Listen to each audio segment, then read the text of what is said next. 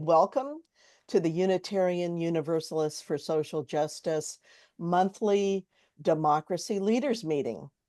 I'm Pat Marr. I'm a member of the UUSJ Democracy Action Team.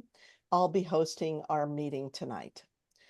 Our UUs for Social Justice mission is to advance equitable national policies and actions aligned with UU values through engagement, education, and advocacy. This month, we are discussing two of the three actions of immediate witness passed at our recent General Assembly. One is faithful defiance of authoritarianism, a call to action, reaffirming our covenants for democracy and freedom. And the other, we declare and affirm immigrants are people who have inherent worth and inalienable rights. Dale Anderson, with the assistance of the Democracy Action Team and the Immigration Action Team members, will lead a presentation and discussion about ways for congregations to begin implementing these AIWs. In addition, Janelle Cleland and her minister, Reverend Lucas Hergert, from North Shore Unitarian Church in Deerfield, Illinois, will discuss how their Democracy Action Team got started and how everyone in the congregation became a member. They will also talk about the team structure, processes, and activities they have been doing. So let's get started. Ursula Scott has our opening words. Hello. I'm going to light. I don't happen to have a chalice, but I have a candle, and I will light it.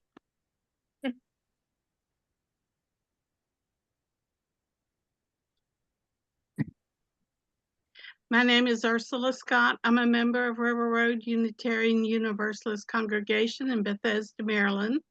I'm a longtime member of UUSJ and the chair of Legislation and Research Committee. This committee focuses on Congress, bills, actions. We research and then speak to Congress via letter, email, and calls and visits. If anyone's interested in advocacy or research, please let me know. I'll put my name in the chat. My opening saying is very short. Whatever you can do or dream, you can. Begin it. Boldness has genius, power, and magic in it. And this is a quote from Johann Wolfgang von Goethe.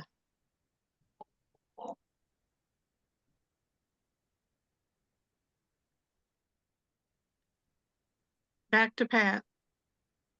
Thanks, Ursula. I believe next on our agenda is Dale to give us an update on the actions for immediate witness. All right, I will share my screen and take you through a few slides. Can everyone see this? Yes. So several of us were at GA this year, and what we're talking about here are two actions of immediate witness that were adopted by the Assembly at GA that were promoted by Unitarian Universalists for Social Justice. In their summary statement on the website for UUA, they said that more than 3,279 Unitarian Universalists from 592 congregations in 48 states, and also Canada, France, Mexico, and Virgin Islands, attended this session in Baltimore. There were 2,483 of those on site, as well as 143 children. And there were three actions of immediate witness that were chosen after going through a process of review and elimination by the UUA AIW committee that looks at these. And the three were faithful defiance of authoritarianism, the first one listed there, and it was adopted by a 98% vote of the Assembly. Funding global LGBTQ Q Freedom Amid Crisis. Also 98% voted for that one. And we declare and reaffirm all people have inherent worth and inalienable rights. And the two that were written and promoted by our organization were Faithful Defiance of Authoritarianism and the one related to immigration rights. Just to remind you that an action of immediate witness is a statement about a significant action, event, or development in the world that necessitates immediate engagement and action among UU member congregations and groups. Guidelines, can't be more than 750 words, written in a clear language. It can be in a more formal style, includes names and contact information. It has to be an issue that requires immediate action. It is something that it can't be a repeat from a previous action of immediate witness. But unlike a statement of conscience, which is their other actions that they vote on, an AIW does not carry the full authority of the Unitarian Universalist Association. Rather, it expresses the conscience and carries the authority of the delegates at GA at which it is passed. So it's adopted, and there's an expectation that it be used by congregations in local efforts to empower them to take action on these issues. So the one I'm going to spend most of the time on is the one focused on protecting our democracy, faithful defiance of authoritarianism. At a high level, it's asking that congregations make this a top priority in their congregation in terms of getting their members to focus and take action on this issue. It's also intended to motivate all members to get involved in protecting our democracy, and not just the Democracy Action Team or the social justice members of your congregation. And the goal is to build local pro-democracy power, and not only within your congregation, but in your connections outside of the congregation. So if you take that document, which is a 3-page document, and you break it down into some of the organizational steps that they're recommending, these are 8 of them, and we're going to only talk about these first 4 tonight. One is to adopt a congregational resolution. The second is to create a democracy action team. The third is to align all of your social justice subgroups and get them coordinated around their mutual goal of protecting our democracy. And finally, just briefly talk about education and training of your congregants so that they can become more involved in this action. So the first one is to adopt a congregational resolution. And you ask, well, why that? And, declaring a shared moral and spiritual commitment to democracy provides a clear foundation for action. A resolution unites the congregation around common values, signals public witness, and commits your community to sustained engagement. We have put together a draft of what could be a congregational resolution that any congregation could take to their social justice group or to their board, have a conversation, see if it's something that is consistent with their values, and consider it for adoption within their congregation. So this is a shortened version. The action of immediate witness is 3 pages long, but this one has been shortened. So I'm going to read through this just so you understand what's in it. It's whereas Unitarian Universalists affirm and promote the use of the democratic process in society at large, as enshrined in our 5th principle and consistent with our shared values. Whereas democracy in the United States faces unprecedented challenges from rising authoritarianism, including efforts to undermine free and fair elections, suppress the vote, spread disinformation, erode civil liberties, and concentrate power in the hands of the few, whereas the imposition of authoritarianism threatens the worth and dignity of all people, particularly those already marginalized by systemic racism, xenophobia, misogyny, economic injustice, and other forms of oppression. And whereas our faith calls us to act in solidarity with those defending democratic norms, institutions, and rights, be it resolved that this congregation affirms its commitment to democracy as a moral, spiritual imperative, and is essential to the realization of justice, equity, and compassion in human society. Condemns efforts to subvert democratic institutions, suppress votes, intimidate public servants, manipulate the judiciary, and spread authoritarian ideologies. Commits to nonviolent action in defense of democratic values and to active resistance against authoritarian encroachment through legal, ethical, and peaceful means.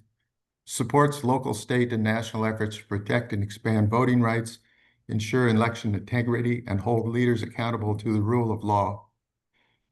5, encourages education and civic engagement within and beyond the congregation, including hosting forums, supporting bipartisan voting registration efforts, engaging in public witness for democracy, including nonviolent protests, strikes, and disruptive events as needed.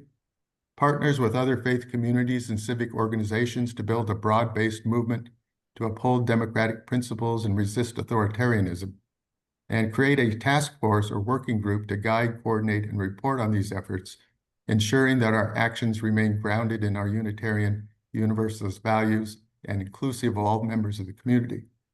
Be it further resolved that this resolution be shared with our regional and national Unitarian Universalist Association and other faith-based organizations, and further that our congregation remain steadfast in love, courage, and commitment as we work to build a just, democratic, and compassionate society for all. So that's the resolution that we have available for any congregation that wants to use it as kind of a first draft. It's interesting when you look on the UUA website about how congregations adopt statements like this. There's a variety of different ways, and it'll be interesting to hear from you tonight how your congregation would approach adopting such a resolution. They have examples of congregations that just pre-approve any of these to be adopted by the congregation based on the fact that it's adopted by the General Assembly. Of course, you know, some have a higher quorum or supermajority requirement for the membership to make a commitment like this. Some have disclaimers that they put in place to say, well, only a portion of our members support this, and others delegate the authority to subcommittees. You know, I don't know how many of your congregations have gone through the process of putting together a decision grid like this that says, you know, for any of these public actions like holding a press conference, putting an ad in the paper, these are these different players between the congregation, the board, the ministers, the committees, and action teams. And what is the approval process and the direction that this goes? But this might be a good time, if you don't have a grid like this, or if you've had one, to pull it out, dust it off, look at it, and see if there's a way to accelerate the actions related to this. Because one of the things we found in our own congregation is that to get something on the members as a vote for the members, it's normally done at our annual meeting. That it's rare that they call special meetings for a member vote on something like endorsing a resolution. But the timing right now is such that this can't wait a year or 2 years.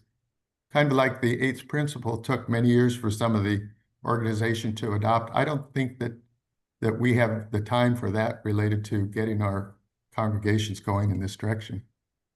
So the questions tonight, I hope when we get to the Q&A is how would your congregation approach this? What steps would be required? How could you accelerate it? You know, for us, it starts with the Democracy Action Team would go to our Social Justice Committee. They would make a recommendation to the minister and the board. They sit together and they would take it to the congregation. And depending on the urgency, it might call a special meeting of the members for something like this. So the second item, you know, on that list besides adopting a resolution is creating a Democracy Action Team. And we've talked about this quite a bit before, and we're not going to go a lot of detail there. But the reason is you need a dedicated team that will provide leadership, coordination, and energy for your pro-democracy work. It should guide your strategy, plan events, and ensure accountability. It also should be the organization that reaches out and connects to what I think of are 4 key groups that are related to UU, or 4 groups that I think are critical. One is to connect with UU the Vote or Side with Love at the UUA. The second is to connect with us through this leaders meeting, UU for Social Justice. The third would be to connect it with your state action network if you have one. And finally, you should begin searching outside of your congregation to other pro-democracy groups in your community that you can participate with, whether that's Indivisible or League of Women Voters or some of the LGBTQ organizations that are nationally that have chapters. But these are really important, and it might even be that as you design your democracy action team, that you assign a member to be the liaison for each of these groups. I'm not going to go through these again because I think you understand. We showed this at GA, how to put together a democracy action team. It's like any other subgroups of the social justice group. You need a core team. You need to organize how you're going to meet, establish some kind of a structure and a mission, and then educate yourself on how you're going to go forward. So the third of those four things was coordinate with your existing social justice teams. And I don't think we understood how much of a barrier this can be until we tried to get our democracy action team going. We have a racial justice team, an LGBTQ rights group, a women's reproductive rights group, an environmental justice, and an immigrant team. And each of them were all doing their own thing and separate and not coordinated. And so one of the thoughts would be to take those groups and all of those that are listed there and ask that one member of each of those, preferably the leader, to meet on, monthly or every couple of weeks as the coordinating group for all of your actions so that they get aligned and can be coordinated in all of the public actions that we think we're going to need to be successful going forward. They can help with your strategic alignment. They can help coordinate actions of the congregation. They can help set up some metrics for your whole social justice committee and all these groups. What metrics are you going to follow to see whether or not these groups are effective? They can also organize some common messaging that can be used and do education events, coordinate education events across the method. They should be seen as a facilitator of collective power and not a decision-making group in the hierarchy of the church. It should just be a coordinating activity. And then finally, the other thing that internally that you could do to get prepared is to really put together some kind of an educational or training program. Training and education creates more confidence in your members, and this could be through interactive workshops, book clubs, film series, town halls, all of the above. There are good examples of books for book clubs. This is three recommended books around civic engagement. We have these books on and video series on civil resistance training. And then, of course, you can go back to the classics around tyranny and authoritarianism. And finally, once you've got your democracy action team up, you're engaging the members with your resolution that you've adopted, you've got your different subgroups coordinated. These are the kind of things that you should be thinking about doing. And this list comes from Marie Stephan. She's a national expert on civil resistance, and she works with the Horizon Project. And they listed this in a recent presentation. These were the top 10 things that they felt congregations should be doing.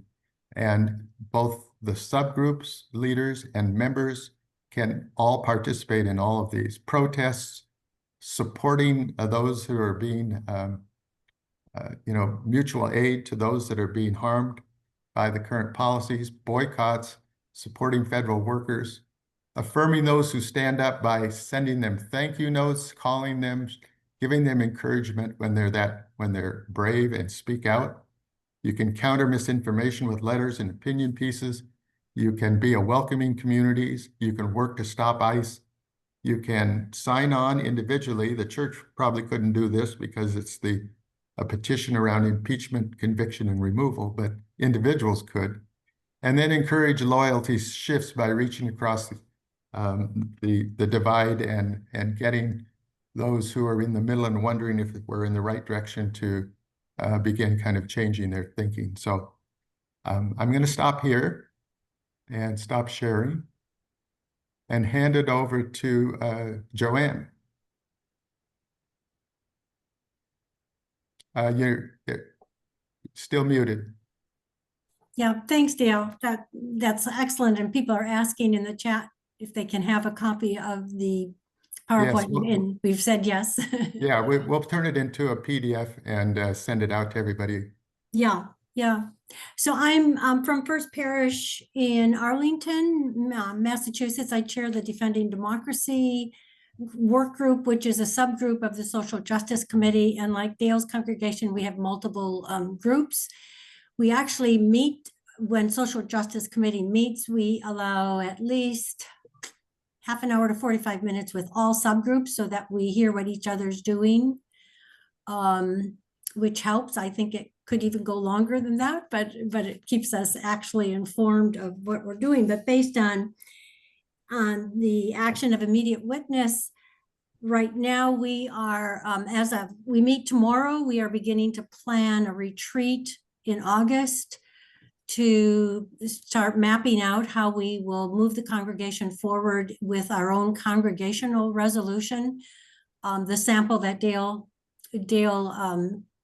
shared and is available to all of you, and hoping that very quickly we can start moving that forward throughout the congregation. And how we do that is still unclear, or whether we start at the top with the parish committee or move it up and do some educational sessions and then get affirmation and support from the parish committee. But it is clearly top on the list. We have strong support from our parish minister. We have a new interim minister coming in August, since our lead minister retired, so we will have to bring him on board as well. But our parish minister will be actually co-leading our retreat to really move this forward. We also have a strong relationship with the UU Mass Action group here in Massachusetts, so that I think we can start conversations with them around the resolution and how to move some of this forward across congregations in Massachusetts. And I think we're watching time closely tonight because we have a lot to cover. We are meeting, starting to link too with other non-UU faith communities, and we see that as an important piece of work as we move this forward. And we already have relationships, but around this specific issue and collaborating together. And many of us are involved already in some of the other lay work that's going on, the group Mobilize, Indivisible, League of Women Voters, those kinds of things. I will leave it at that and turn it over to Tony. Okay, thank you, Joanne. So I'm also going to describe what my congregation is doing with this resolution. So let me just say that our democracy team, which has been in existence in my congregation close to 9 years, we currently have close to 20 people. I'd say at any given time, maybe half of them are really active. Other people just seem to want to find out like what we're up to. And sometimes they take actions on their own, but I don't always know what they're doing. But that's fine. All right, so I guess this was a couple of months ago when I first saw Dale's resolution that he wrote based on the AIW that I believe Donna wrote. When I first saw it, I really liked it, and I immediately saw that I felt it was something that we could use in my congregation to just get a lot of attention to this matter of, you know, rising authoritarianism, and be able to sort of get people recommitted and ultimately taking more actions. I did have a sense of urgency about it. As Dale mentioned, this is not something that we can sort of move slowly on. And having been on the board of my congregation recently, I knew the people and I knew how they operate, and I felt we could get it done pretty quickly, and we are. So the first thing I did was I ran the resolution by our democracy team. I did this by email because we didn't have a meeting coming up. We generally meet monthly, but we do a lot by email.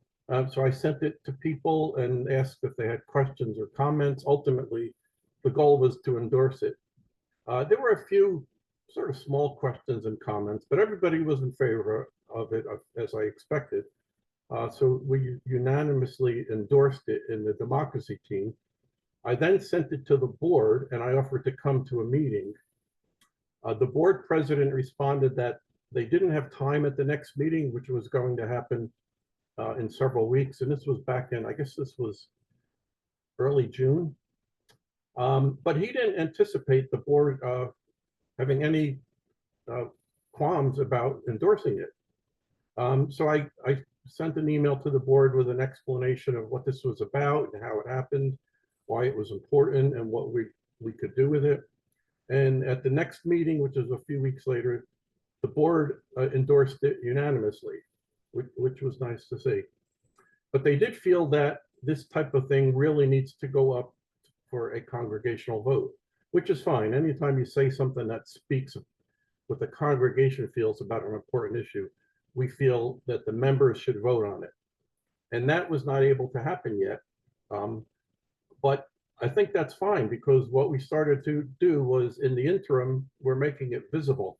I presented it at a congregational meeting, which happened, I guess this was almost a month ago.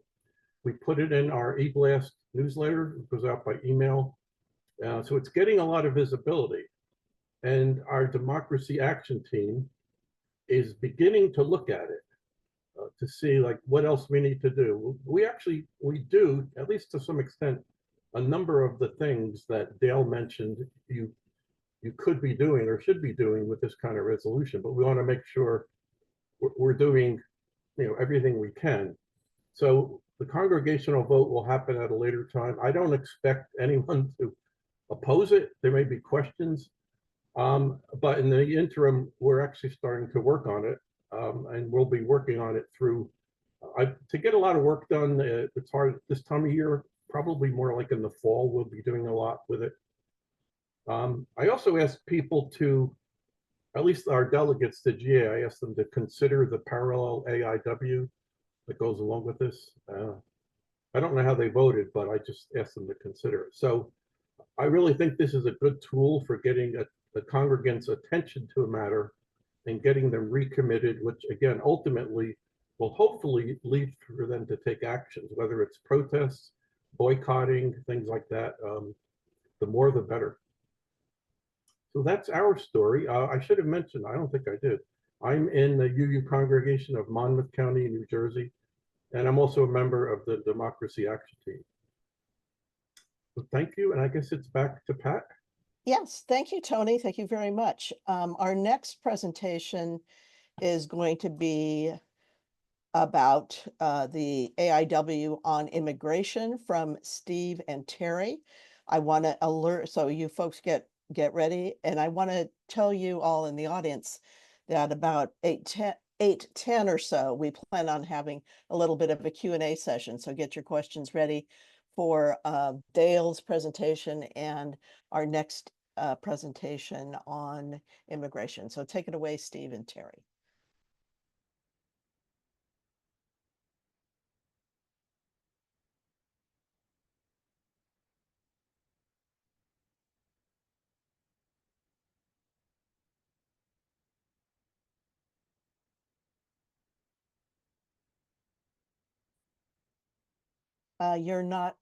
You need to unmute, Steve.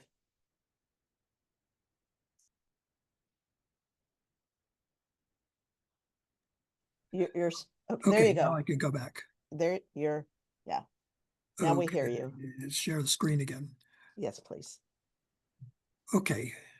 So we started working on this AIW about the beginning of May because... Steve, let me interrupt. We're not seeing, we're just seeing you. We're not seeing a screen yet. Okay, try again. Yeah, there we go. That looks like you're getting there.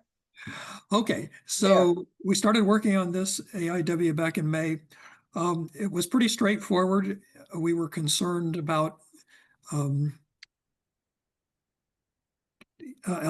Kilmar Albrego Garcia and the fact that immigrants were being denied due process. So this AIW is actually a little bit narrower than what we would do today.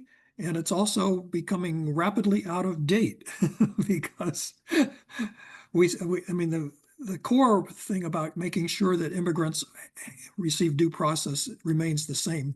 But the crisis that we had, we listed a bunch of things. All of these things have been certainly continue, and more things like this are happening. I think the key thing that we have, and Pablo was the one who suggested it to me anyway, was that immigration really was the first area where the administration was trying to see how much people would look the other way as it escalated the use of authoritarian and autocratic measures. So we put this together. It was pretty clear. It was just a simple resolution that we would commit to taking actions to support immigrants who are our friends, neighbors, and valued members of the community, our communities. And we had a list of personal actions and congregational actions. However, since that time, we have been working in the Immigration Action Team to think about what are we really going to do, because that was a fairly long list of actions that were potentially possible, and some congregations may do any combination of those. But we decided to look into how do we move, and so it's if we intend to speak as Unitarian Universalists nationwide, we realized we need a way to communicate directly with UU congregations.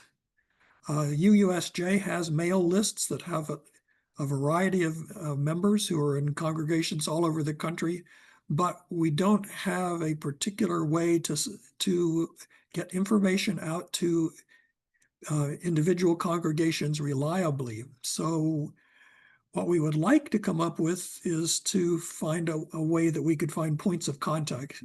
And we don't mean that we want somebody working half-time or quarter-time. We just like to have somebody who, when we want to get a message out, we'll see that it goes to whom the Social Justice Committee and potentially into the church newsletter if it's deemed important to the congregation. And we would send information on the major events like Hill Day, or in the case of a meeting with a member of Congress, we would send just contact, the points of contact in the district or the state of that member of Congress. So that's one of the first things we're going to do. I think it's an organizational thing, but it's just essential if we're going to start. If we're going to be able to get 1,000 or 2,000 or 5,000 UUs to respond to a message to contact your member of Congress. Secondly, we want to collaborate with the UUA and other UU organizations like UUSC, as was done with the Hill Day itself. Okay, next. Actually, I should make this even bigger, shouldn't I? So let's see here. Okay, so the basic information that what we're going to do next is to develop the basic information to do the first step, which is educate ourselves, make sure people have up-to-date current information on what's going on. So we'd like to explain the AIW and provide educational materials for use by congregations. And the way I look at it is really a relatively simple document, a short document that hits the major points. And then there are a variety of organizations like the American Immigration Council and so on, the Migration Policy Institute, which have very nice 2-page fact sheets that there's no point in our reproducing. And we would just provide those along with each little item of educational materials. Then we've actually done this in the past, have lists of key members of Congress to contact on particular issues. So I think what we will do is try to look at a list of what I would say the kind of the members who are in the middle, where they both Republicans and Democrats, and then depending on the issue, we would come up with subsets of these, and we work to organize letter writing campaigns, meetings with congressional staffers, and so on. And then we also want to expand the number of other organizations that we work with, other immigration-related organizations that we work with, and begin to assist them in finding participants for meetings with members of Congress, or with forwarding their petitions and letter writing campaigns to the organization, to our organization, our list of UUs. So that's where we are right now. It's going to be a big step to sort of go from the low level of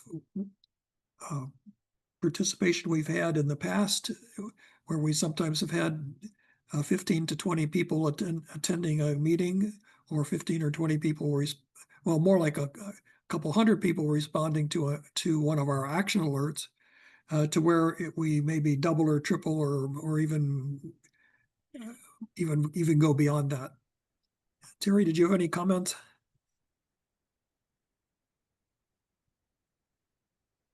So if I can jump in at this time, Paulette, is that appropriate?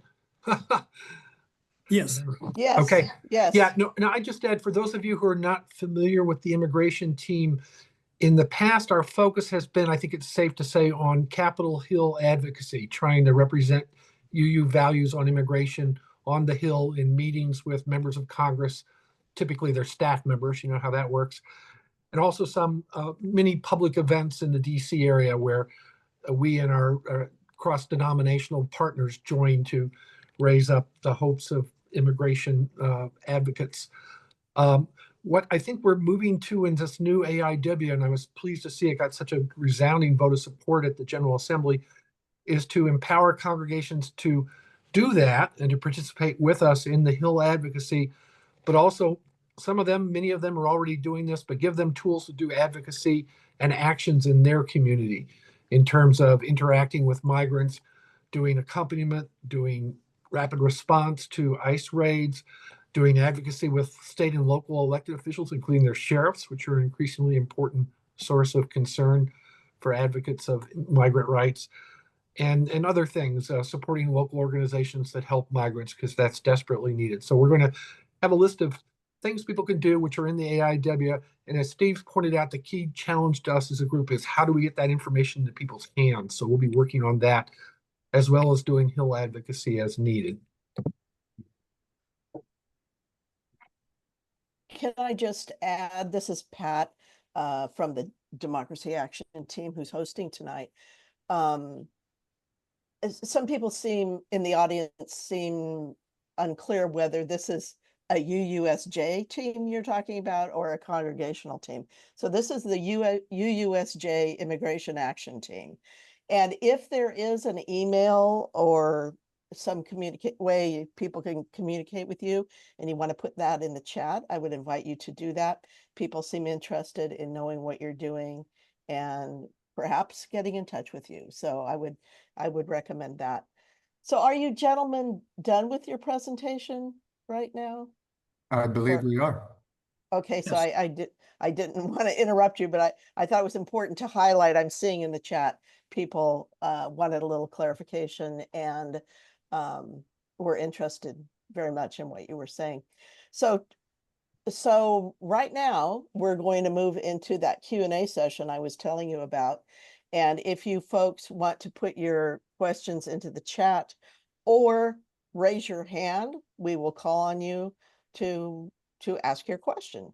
So Yeah, and we'd really like to hear what your thoughts are about your ability to kind of move the kind of resolution around democracy through your congregation and get it adopted, and kind of barriers that you might face, and also in terms of organizing your democracy and other social justice groups to kind of act in concert on these issues. So love to hear from any of you about your experiences. I'm seeing a question. Can people make suggestions of ways to engage our congregations and maybe of ways to increase concern for immigrants?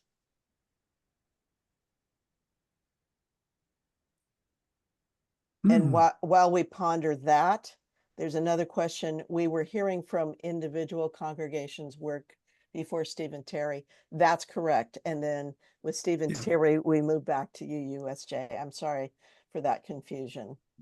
Right. We were just talking from as the Immigration Action Team of UUSJ.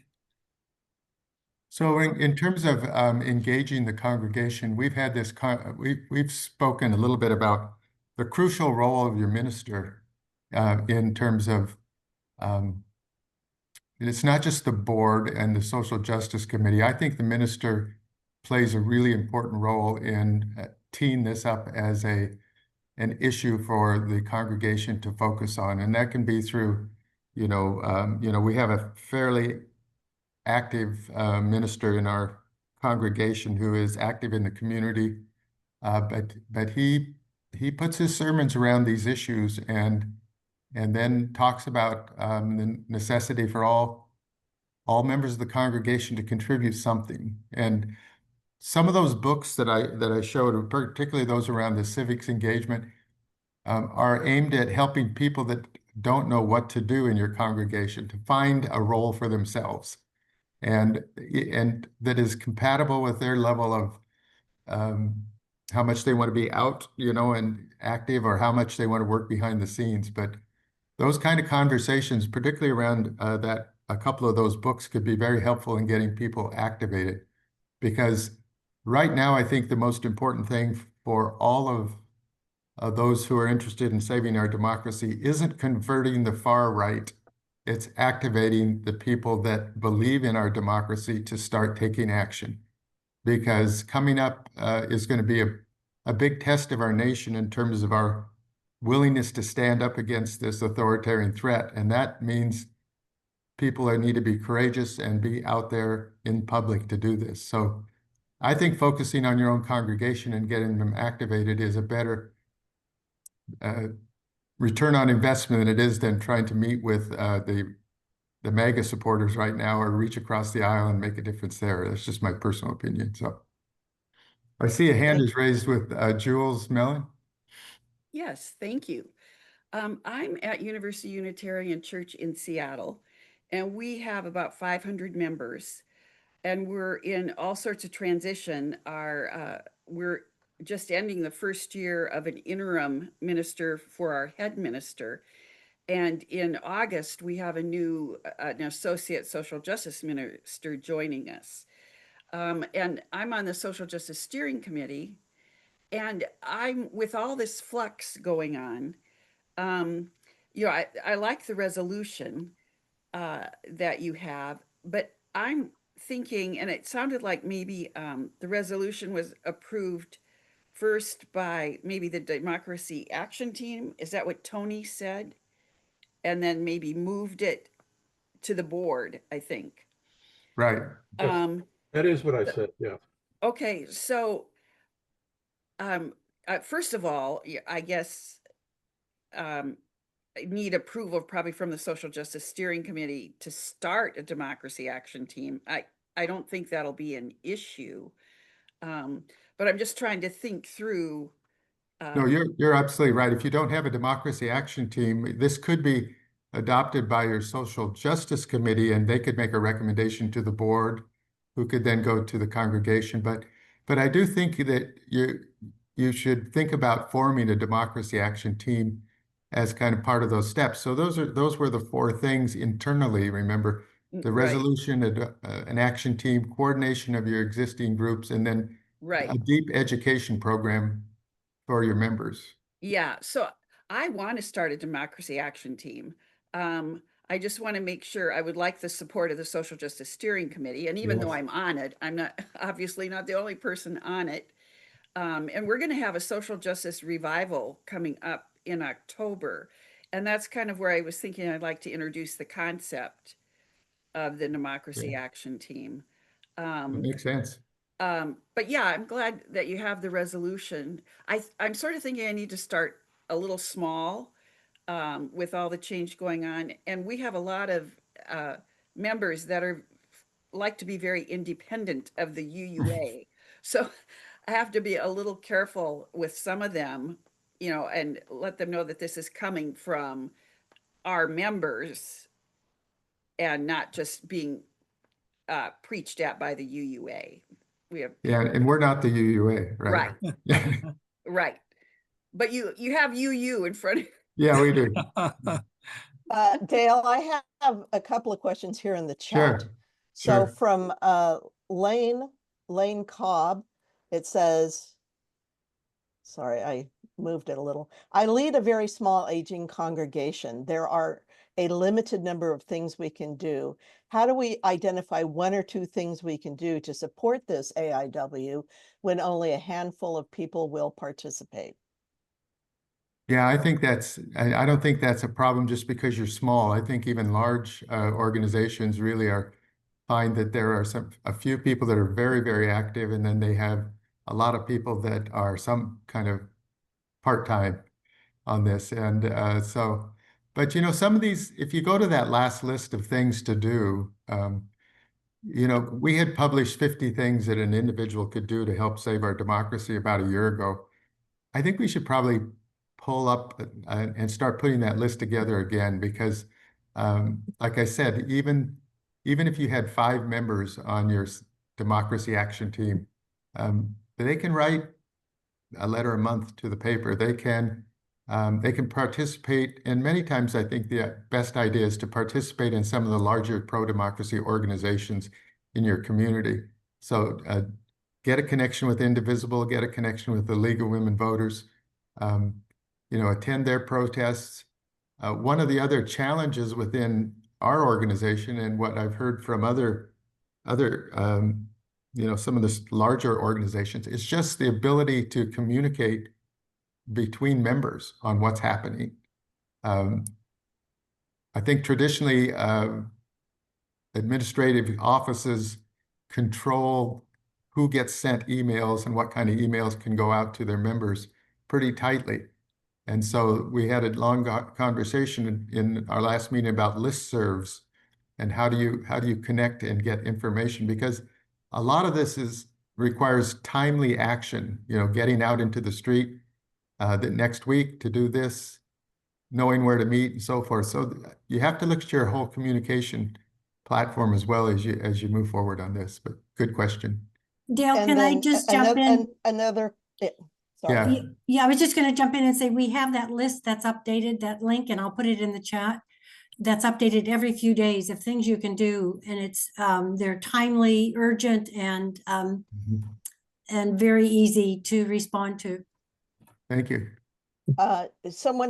Chris is asking for more information about national state action UU networks. So I think that last time we looked, there were, of the 50 states, there are 24 states that have state action networks.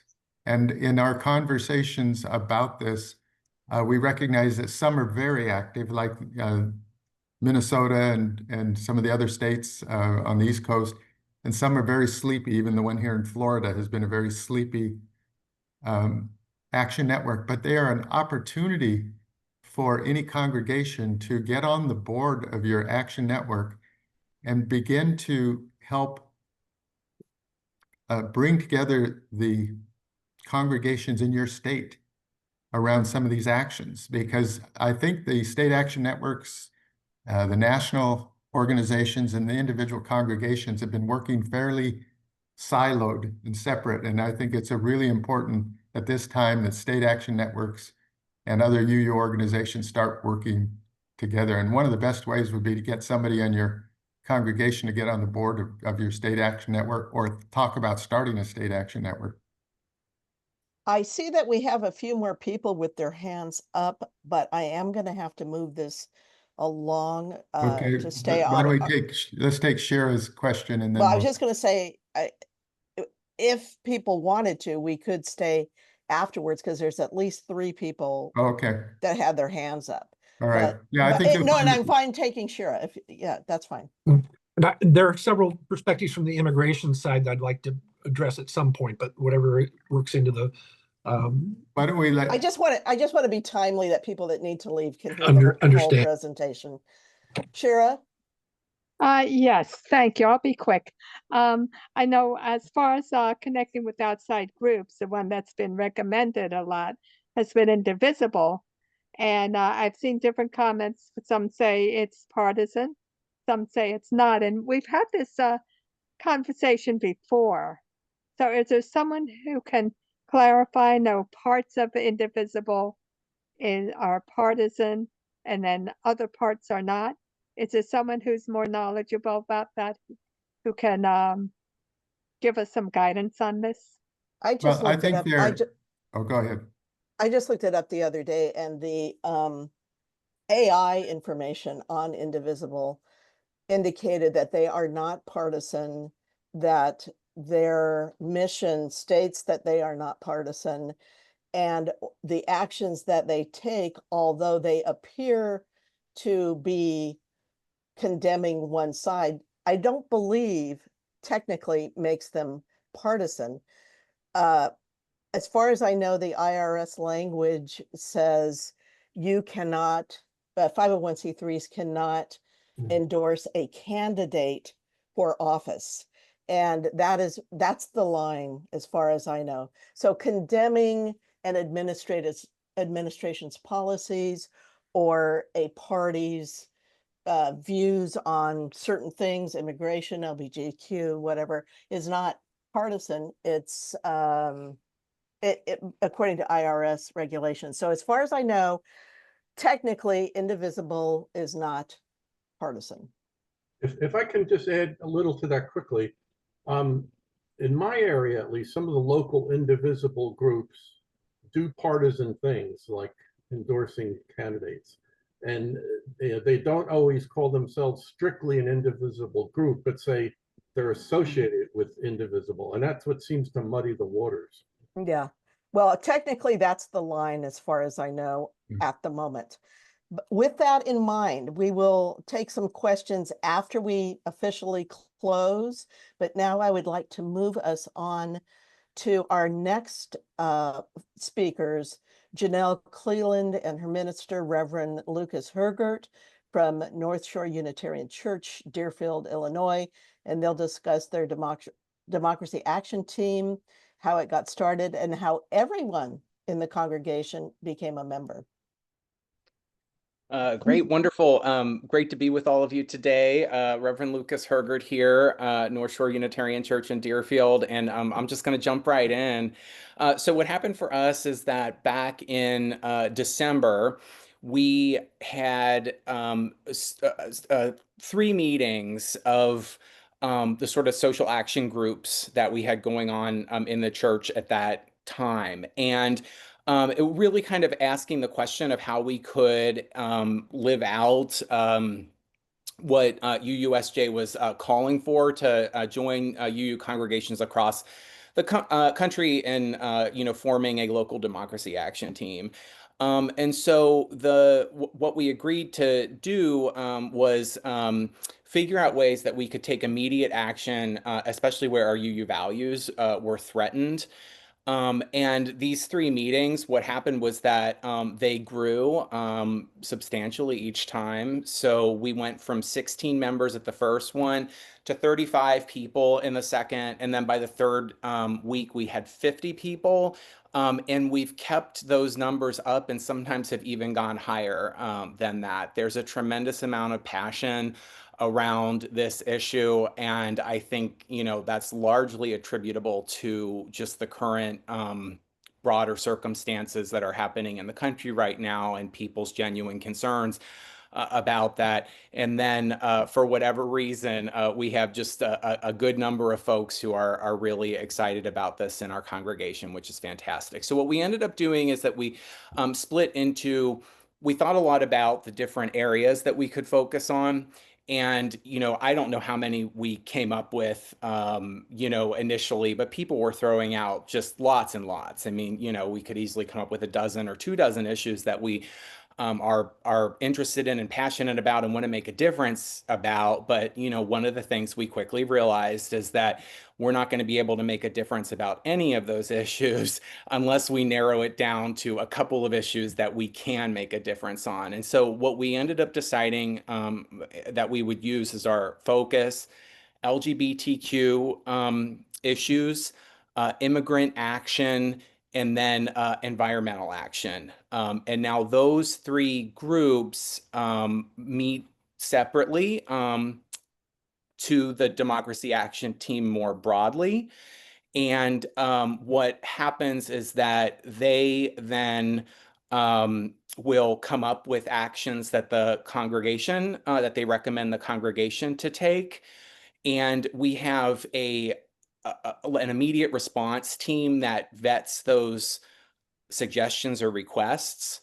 And then those actions will go out to the whole congregation, which we consider to be the Democracy Action Team. Actually, we look at it as our entire congregation is the Democracy Action Team. And I'll let Janelle talk a little bit about that and some other stuff. Sure. So let me add that 2 years prior to forming this Democracy Action Team, which happened in 3 weeks, our congregation unanimously voted to approve a resolution that was titled Defending and Engaging Our Democracy, a Call to Live Our Faith. And I don't know the degree to which our members connected the resolution to the 3-week creation of a Democracy Action Team, but Lucas and I have talked about that, and we feel that the Democracy Action Team finally gave us a structure where we could live out that resolution in a very visible and tangible way. So let me just tell you the tone of those 3 meetings. They happened back-to-back Sundays. Bam, bam, bam. People wanted us to get going with this. And we acknowledged we were in uncertain times. We acknowledged we were scared. We acknowledged that we had to have all hands on deck, no sitting back, no not being involved. And we knew that the only way to do that was to start with action. We'd figure out stuff later, but we had to start with action. And we wanted the work that we were doing to look different, to sound different, so that nobody was saying, here we go again. And so ultimately, we shared highlights and decisions of those 3 back-to-back meetings with the entire congregation, and told them we were forming an all-congregation Democracy Action Team. And if they'd like to, they could opt out, not opt in. And that went out, and our opt-out was single digits, and most of those people were not active members any longer. And therefore, there you have it. An all-church DAT in about 3 weeks. And so the other thing I would tell you is that we knew that this work could not be housed in an existing team, and we folded all of our action teams into the Democracy Action Team. They're all suspended until November of 2026. This is what the entire congregation is focused on, and in those 3 sub areas. So DAT, 3 action teams, a rapid response team that vets actions that they send back out to the DAT, the entire congregation. So Lucas, I think you did the rapid response. So yes.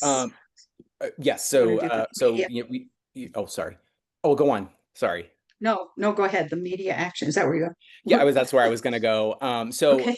we also created a media education team, less of a focus than those other 3 areas. But one of the issues that we were coming across is that it was difficult to find reliable information that is being promoted by the media right now. And so we put together a team that would help the congregation find resources that were more non-biased and independent. And then we also came up with an economic action team that looked at the ways that, our economic actions could influence these different areas as well. Those two haven't been, as much of a focus, but they've been a support to the other areas. Mhm.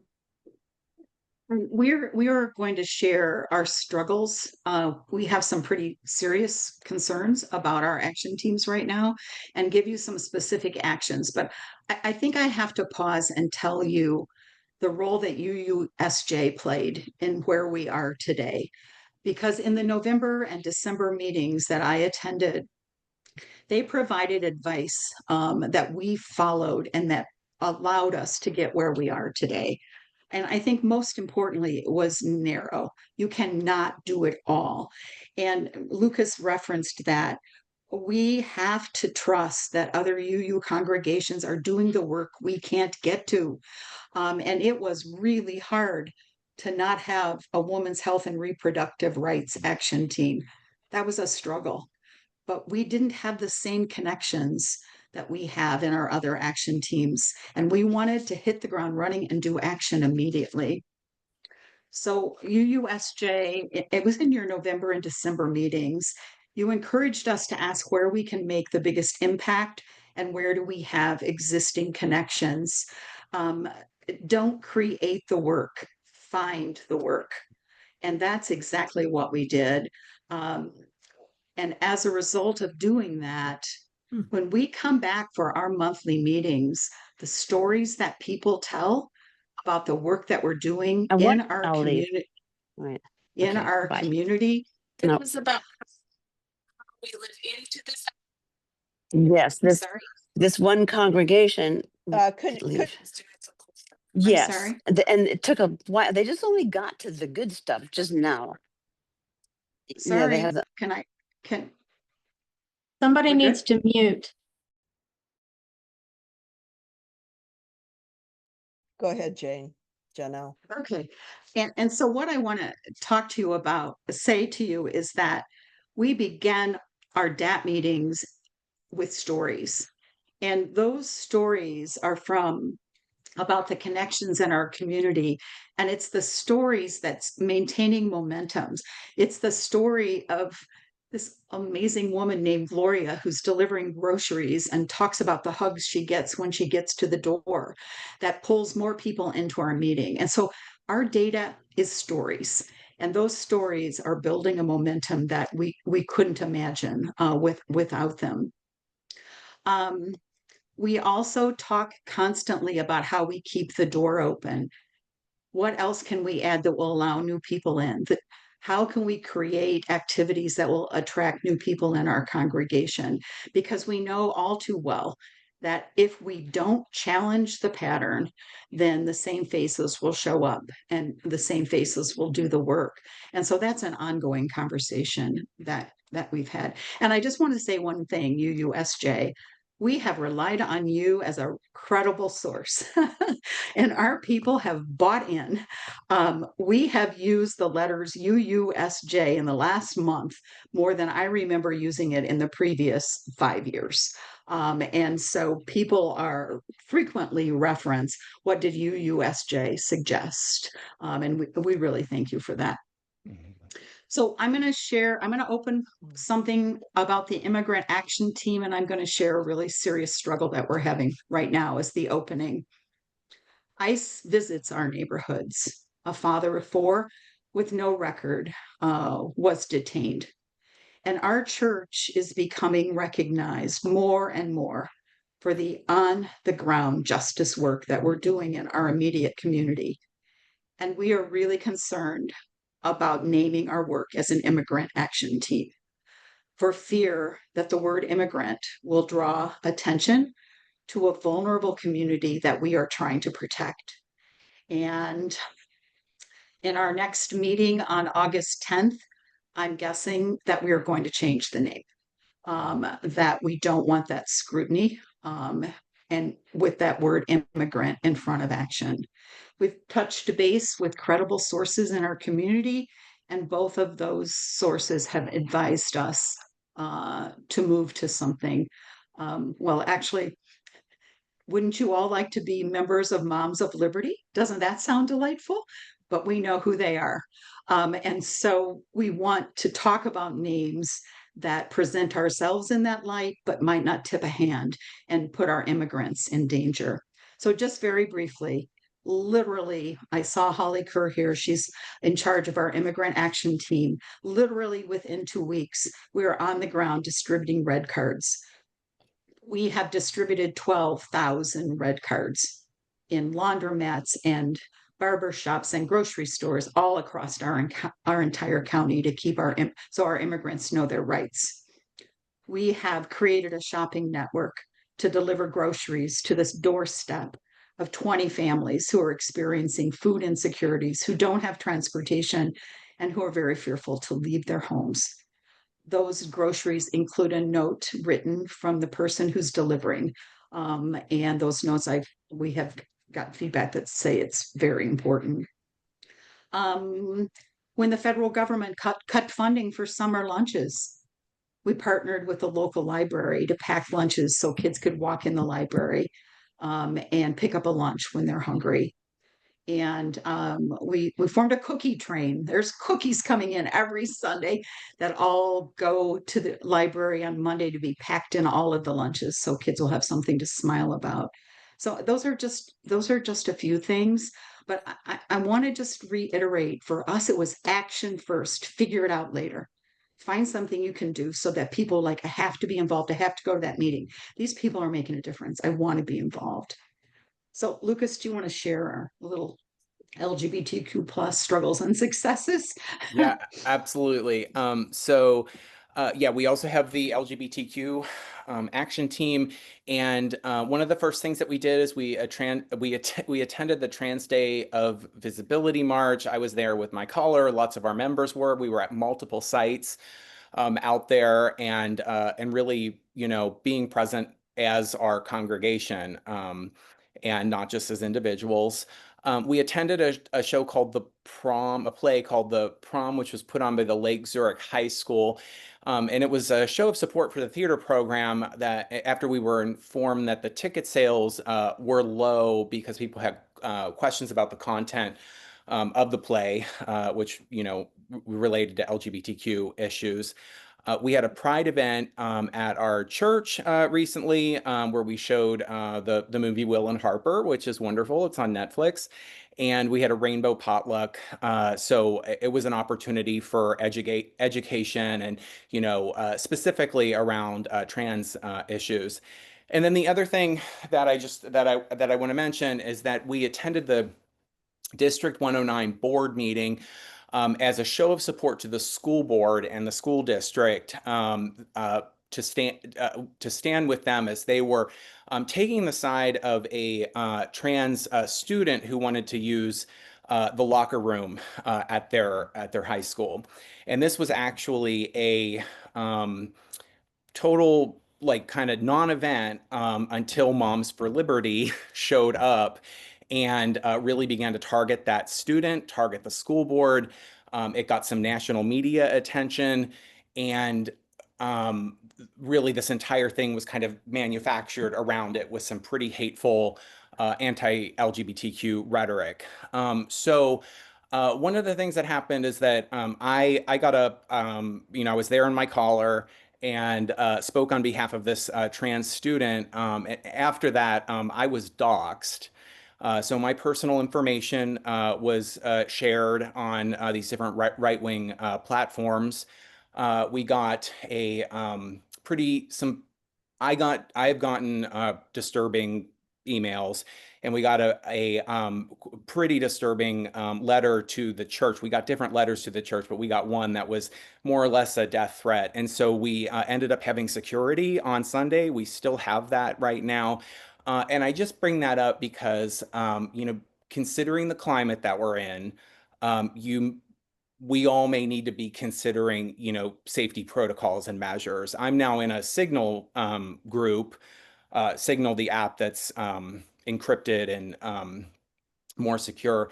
I'm in that group with other ministers across the country who have gotten similar hate mail, death threats, disruptions in service. And the UUA has said that they sort of only expect that this could get worse. And so something to be aware of, especially as, considering how and when to, engage these issues as a congregation. Yes, that is very, very true. This is Pat, the host. I am just wondering if you folks, Janelle and Lucas, if you have finished your presentation or if there's time for a few questions, which we've allowed for in our agenda. Sure. Questions are fine if that's where we are. Questions are fine? Okay. Yeah, I didn't mean to interrupt, but I'm unmuted and I've been concerned about security type questions, this whole time. Whenever I send to my group of about 50 or 60 people in my congregation, I BCC, just so people don't have each other's information and, trying to keep things as safe as possible. Okay, opening up for questions, you can again put in the chat or raise your hand. Raising hands makes it a little easier to call on you. We have just about 5 minutes for this. So we stay Hey, on. Pat, Paulette here. Yeah. Just wanted to let everyone know that we will be sharing the video of this meeting along with the different slide materials and things. And I'll try to get it out tomorrow, but it will for sure you'll have them by Friday. Excellent. Thank you, Paulette. So if there are any questions, even from the other session or this session, please feel free to raise your hand. So, we were impressed when we heard what the group there in Dearborn was doing on a call last month, and it certainly was worth bringing you back again to hear about how you energized your congregation and kind of the level of engagement that you've achieved, which is very, very, very impressive. And boy, can you imagine if all UU congregations were operating at that level, what kind of impact we could be having in our community. So very inspiring. Really appreciate it. It really is. I wanted to mention, because someone earlier had asked about what are the 1 or 2 or 3 things that we can do at a congregation to make a difference. And the attitude I've taken as I convene my Democracy Action Team at my congregation is that individuals should individually do individual things. You can do things as a church as well, but making sure people know about the organization 5 Calls. It's an app that you can go to and they lay out some legislation. They have a script. You can make just 5 calls a day, a week, a month. Going to mobilize.us to see .us to see what is near you, what's happening near you, and as well as indivisible websites to find out what events they're having locally. Like here in LA County, Indivisible Long Beach and Indivisible Lakewood, my hometown, are they're having picnics, they're having socializing events, they're having action events. So people, I think, just give people information, try to organize them around, church activities, but democracy is something we all literally as individuals need to be doing. I'm not seeing hands up.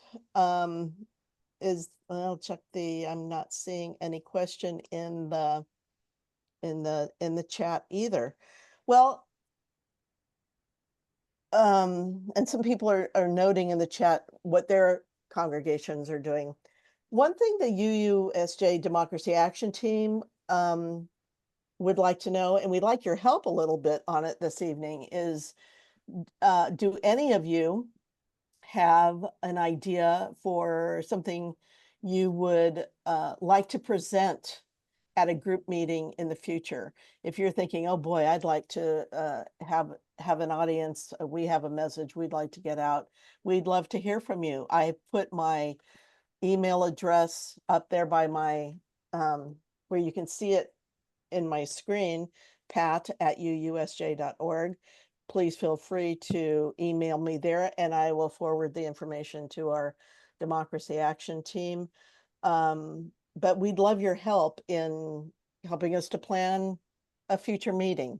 We're thinking about having a minister panel discussion at our next meeting and inviting everyone's minister to attend. We're wondering what you think of that idea. So Yeah, I here think we go. we're very interested in knowing, to understand kind of ministers' points of view around this whole issue of organizing to protect our democracy and how they see their roles. So I see we have some Exactly. questions. Yeah. Sue. This discussion made me think of work done 40 years ago, having to do with putting out materials at a library and having an opposition group scoop them all up and alter them and put them out, put our flyers out saying we were communists. So I was wondering, when the group that has put out red cards, when you go talk to the owner of the laundromat, for example, are you just setting out stacks of cards in maybe a card holder there at the laundromat? And have you had any problems with that? I'd like to respond to that. I'm Holly Kerr. I'm head of the immigration team at North Shore Unitarian Church. We do not leave stacks of cards anywhere. We the closest we do is let's say we go to a laundromat and we talk to the person who seems to be involved and say, do you think you would like some cards? And they'll say, yes, can you leave 5? Or I mean, we're very specific about not just leaving because number one, these cards aren't, they're not for free. And secondly, we feel like what we really want to do is to make some personal connection between the person we're talking to. And the other thing too is that these red cards are basically for people who are undocumented. Right. And so we really tried very hard to, in terms of the organizations that we stop by, to see if they seem to be organizations that primarily dealt with our undocumented population, that they were mostly Hispanic. And so there was a way in which we really self-selected where we stopped to see if people wanted cards. I went online and I found the Immigrant Legal Resource Center is a place that you can download the camera ready text to make the red cards. Right. And that's the one that has 4 points on it that I don't want to answer questions, so on. And each one mentions the 4th Amendment and so on. Is that the red card that you're using? Well, there have been some changes to some of them. And, some of them have a telephone number on them, but that has to do with Illinois because there is a very active immigrant organization.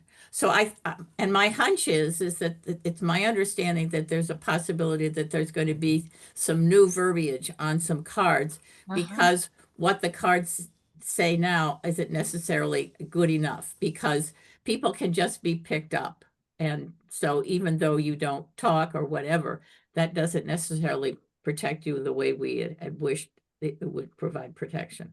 Right. The UFW Foundation out here has put some people to talk on local news that they have a phone number, but I'm wanting to learn more from the UFW Foundation about what exactly people will be able to get if they call that number.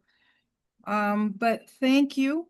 And I'll just I'd like to learn more as these red cards develop to find out who's got the best version that we might want to try to use. Okay, thank you. I'd suggest to you all, if you can, do the save chat. There's a lot of good information in there from other people.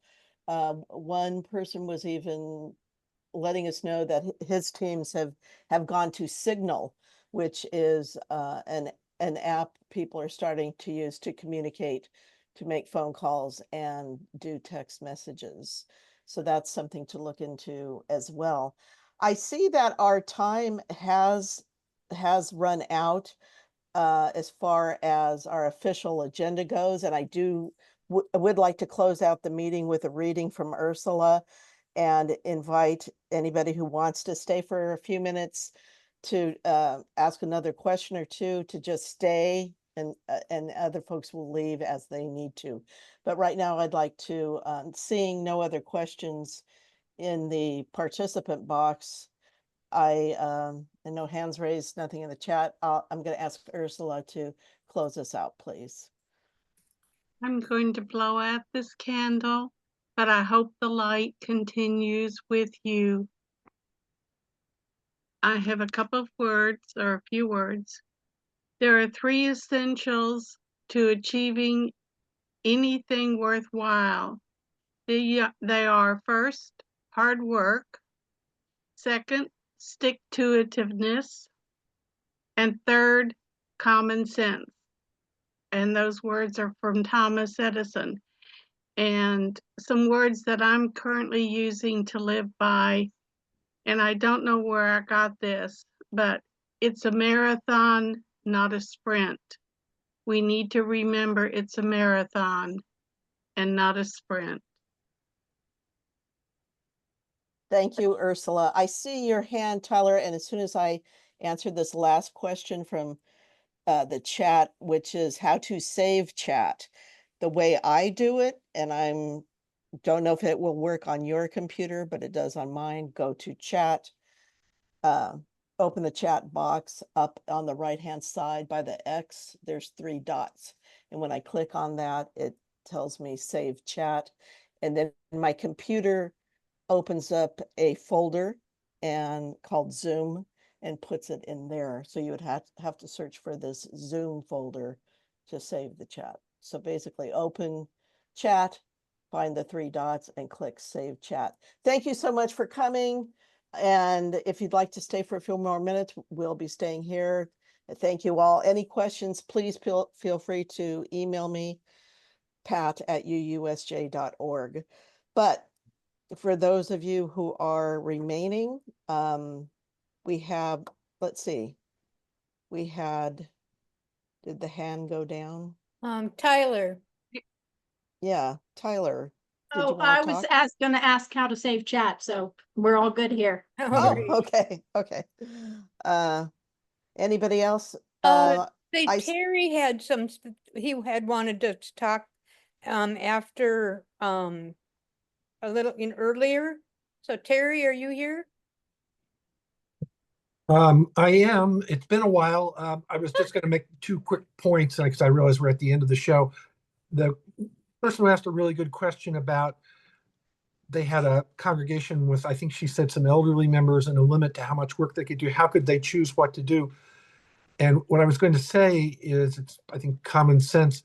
There are lots of things that you can do. What you need to do as a congregation and as individual members is decide what works best for you in your situation. What are people willing to do? What are other organizations you can partner with? And that's critical. And that's been brought up a couple of times by other folks. So you're not just making this stuff up on your own. Who can you partner with to make it easier? And just choose the things that work for you. It's great to hear all the work that some of the speakers tonight are doing in their congregations. And that's a model. And the smaller congregations, just do a subset of those that work for you. The other point, I'll just be really quick on this, is we do work with the state action networks in our recent series of meetings on Capitol Hill. We targeted congregations in districts where we thought the members were going to be most persuadable on the budget bill, especially on the anti-migrant portions. And in each case, when we had states that we were focusing on, we would work with the State Action Network to make sure that they were comfortable with that and would coordinate with us. So that's an important link as well. Those are the 2 points from earlier, Paulette. All right, Thanks, Terry. I saw Joellen with her hand up. She's going to unmute herself. Hi there. So I wanted to, I guess, circle back to this the issue of the level of risk that your congregation is willing to take as a congregation as compared to an individual, and the level, their sort of risk tolerance, right? So, we were hearing about the Deerfield congregation and some of the pushback that's happening there, and that's pushback to the congregation. It reflects on the congregation. And we reached out to our regional lead about this question a couple months ago, and they were saying things like, well, first they were saying that the UUA as a whole was going through all of their materials and massaging the language to sort of basically bring the target smaller off of the back of the movement, the whole movement, just because there's, things are so volatile right now. And so in our congregation, we're, I asked her about how hosting a, something related to Indivisible, but she said, they said, why don't you promote it as your democracy team? So we have a democracy / UU the Vote team that's been in existence since 2020. And we can host a meeting, but we can put it as our democracy team. And then the people that attend, the conversation in that room can be what it's going to be. Do you have advice, or the UUSJ? I mean, you're not mincing words. We have your posts on our homepage about We Rise, so. Well, while Dale contemplates a more structured answer to your question, and Dale is the president of UUSJ, just so you know. Of the board. President of the board. I'm going to pop in the chat the bit.ly to the newsletter. It's not really a newsletter.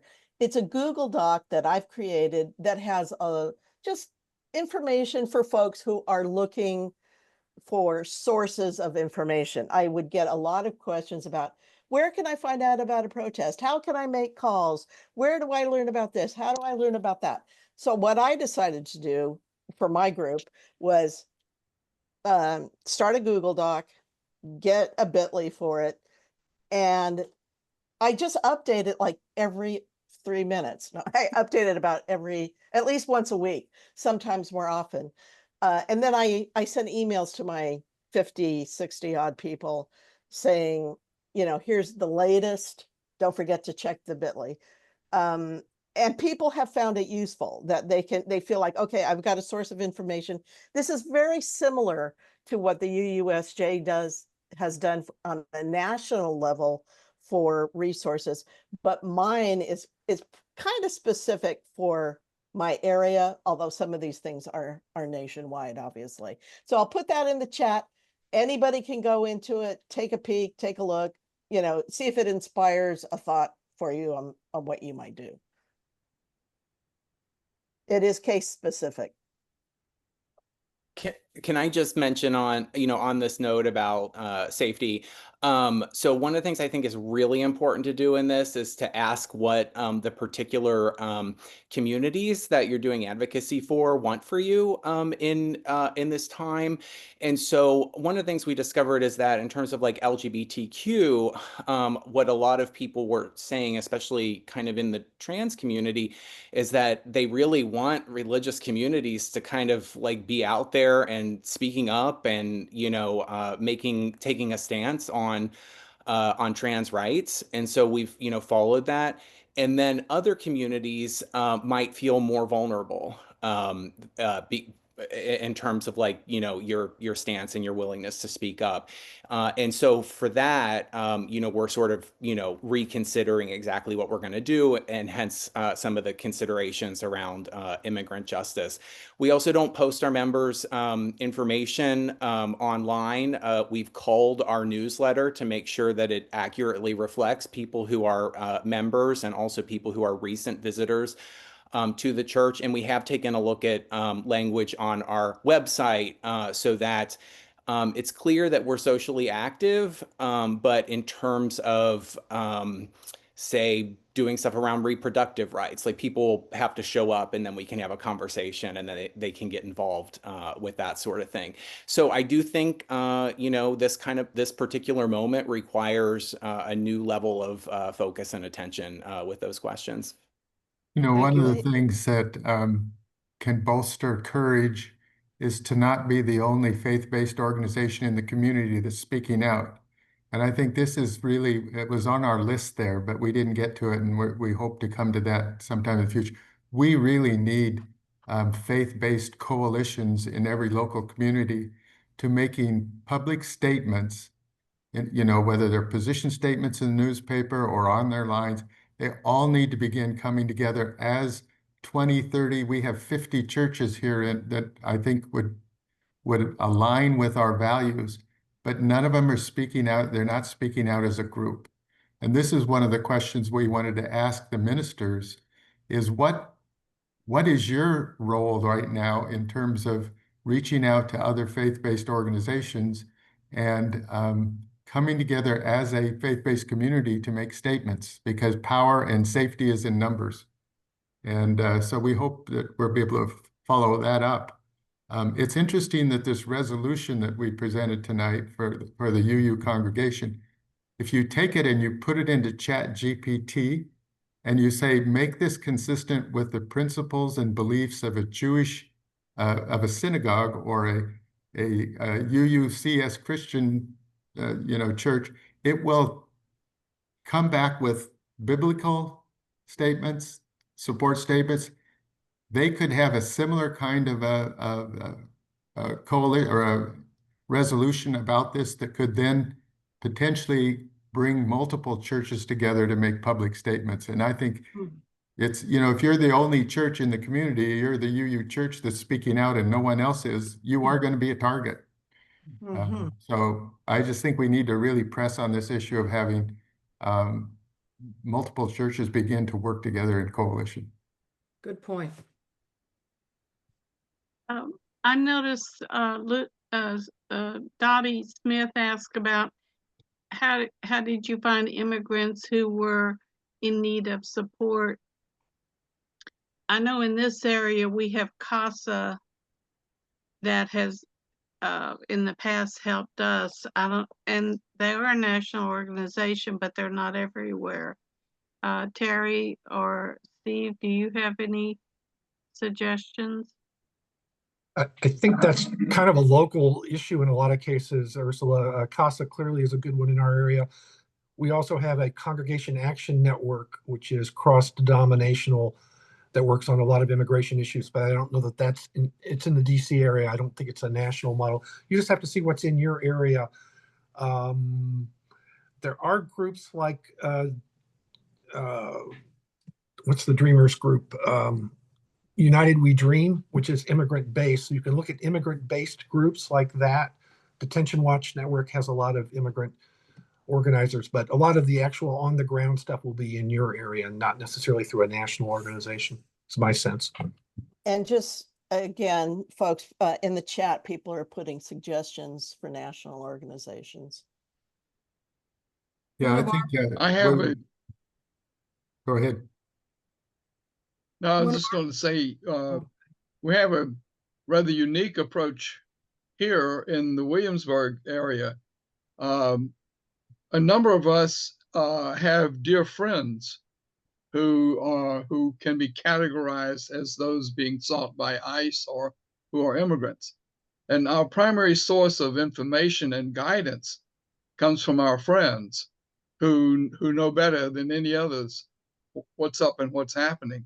So I would encourage, which I know you folk do anyway, the extension of the right hand of friendship, pure good friendship, in the connection with folk. That's the most reliable source that we can absolutely link into. So it's not unique. It's just something we do. Thank you. Well, and I would recommend looking at mobilize.us and Indivisible's website for your area. You can filter according to your city and state and zip code and whatnot, and see, and I believe you can even like put in something like immigration or a topic and filter information and just see what is maybe what is going on around you. There may be something happening that you could connect with. Yeah, handing out red cards was an early strategy to know your rights campaigns, but I think as Terry said, even the AIW feels like it's behind times in terms of what's happening. How ICE is identifying and following up and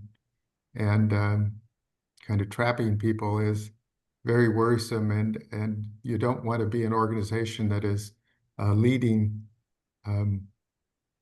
ICE to an immigrant community. So I'm not sure how you thread that needle, and I'd be Yeah. interested. Yeah, no, that's a very good point. And I know here in LA County, there's a lot going on.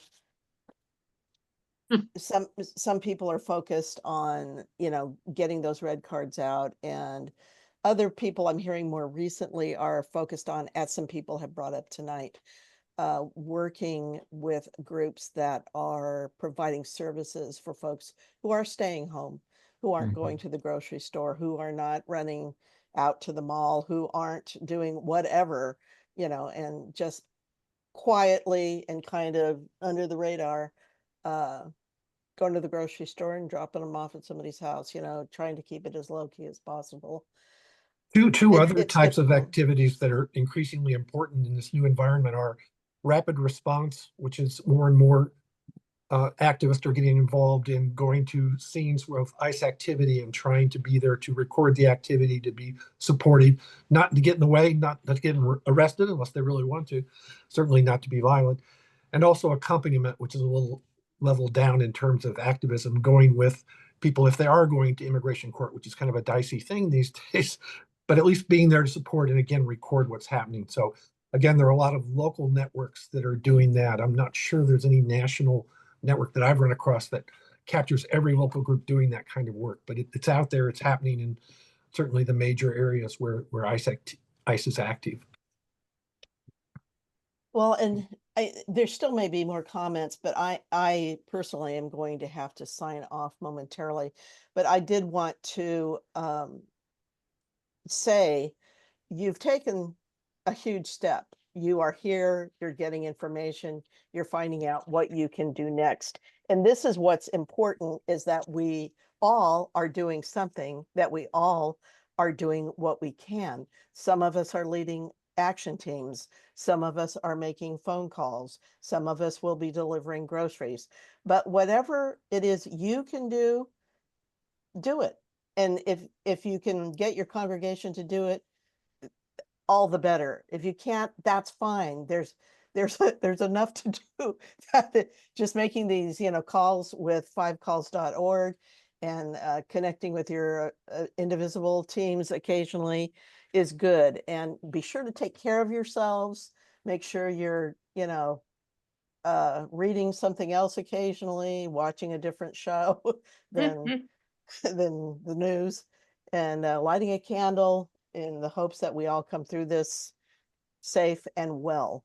So personally, I'm going to bid you good night and wish you all well, and I'll see you next month. And please make a note of my email here